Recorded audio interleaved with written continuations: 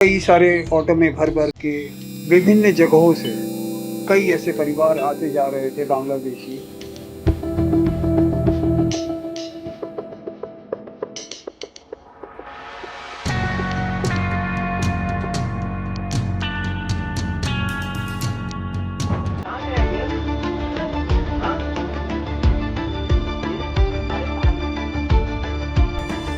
কষ্ট হচ্ছে তো বুঝতে তো পারছেন কষ্ট হচ্ছে বলেছি।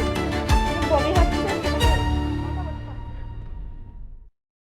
सुबह का 8:16 हो रहा है। प्रभात खबर की टीम मौजूद है पश्चिम बंगाल के नॉर्थ 24 परगना जिले के हकीमपुर पोस्ट के सामने। इस तरफ बॉर्डर है और हमारे पीछे आपको दिख रहे होंगे लोग बैठे हुए जो कि बांग्लादेश जाने के इंतज़ार में हैं। मेरे साथी हैं आनंद जी, वो बताएंगे पूरी रात का क्या मंजर रहा। प्रभात खबर की टीम पूरी रात यहाँ मौजूद रही। आखिरी बार हमने आपको अपडेट करा था 1 बजे के करीब। उसके बाद से अब तक क्या हुआ और सुबह हमने क्या देखा वो सब हम आपको बताएंगे इस वीडियो में। देखिए जी सर।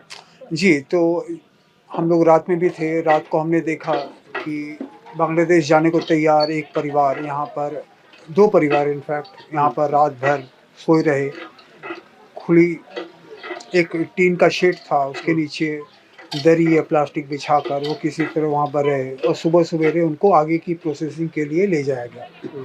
सुबह सवेरे से हमने देखना शुरू किया। सुबह 5 बजे से ही कई सारे ऑटो में भर भर के विभिन्न जगहों से कई ऐसे परिवार आते जा रहे थे बांग्लादेशी, जो बॉर्डर पार करने के इंतज़ार में थे।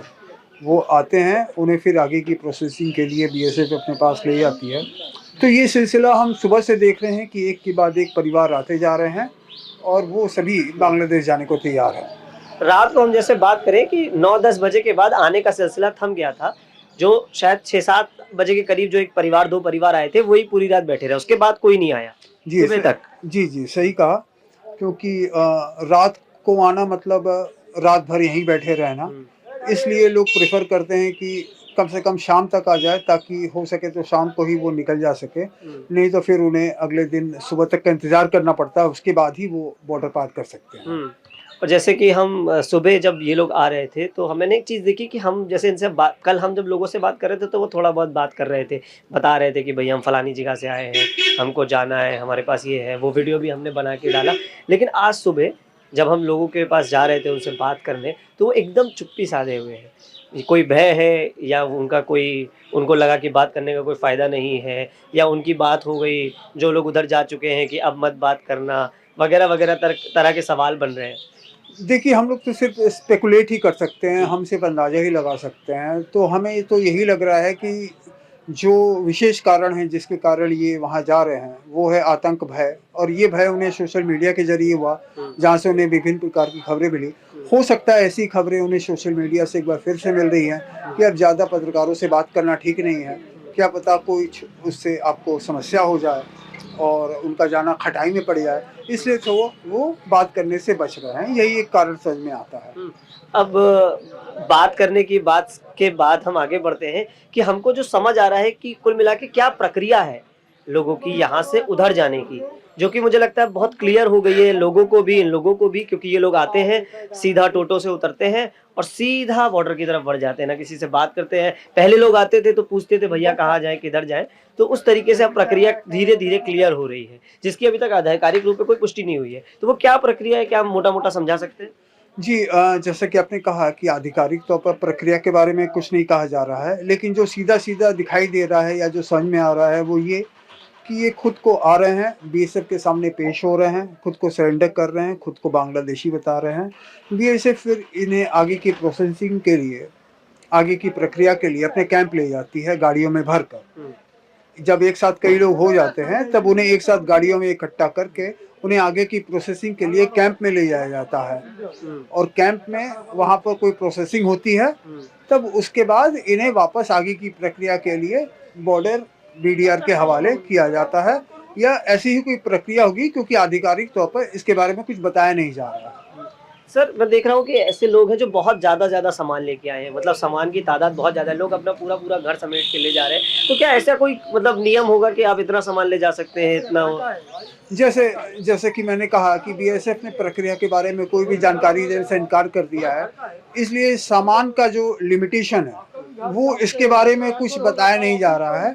लेकिन इतना तो दिखाई हमें भी दे रहा है कि ये अपने साथ जितना सामान हो सके वो ले जा रहे हैं, और कई बार वो ज़रूरत से ज़्यादा भी दिखाई देता है, लेकिन हालात तो हमारे सामने ही है।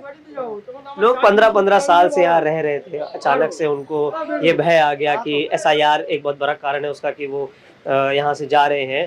तो इस बीच एक बहुत लोग सवाल उठा रहे हैं, मीडिया में भी काफ़ी चल रहा है कि ये रोहिंग्या है, क्योंकि अक्सर बांग्लादेश का जब ज़िक्र होता है तो रोहिंग्या सबसे बड़ा जो है एक नाम आता है सामने की, घुसपैठी है मतलब रोहिंग्या। तो क्या ये जो बांग्लादेशी जा रहे हैं इधर से, क्या ये रोहिंग्या है? नहीं, नहीं, ये बांग्लादेशी हैं, और तभी ये बांग्लादेश जा पा रहे हैं क्योंकि इन्हें, जहाँ तक हमें पता चला है सूत्रों से, इन्हें जाने के लिए बांग्लादेश से संबंधित दस्तावेज दिखाने पड़ते हैं।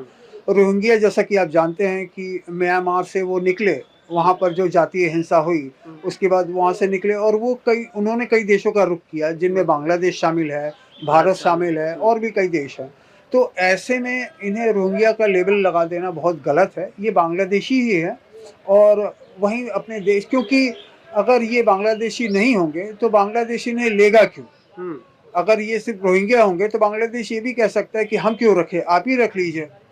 तो ये जाहिर है इन्हें वहाँ जाने के लिए बांग्लादेश से संबंधित दस्तावेज दिखाने पड़ते होंगे, अपनी नागरिकता साबित करनी पड़ती जी जी, अपनी नागरिकता साबित करनी पड़ती होगी, तभी बांग्लादेश उन्हें लेगा।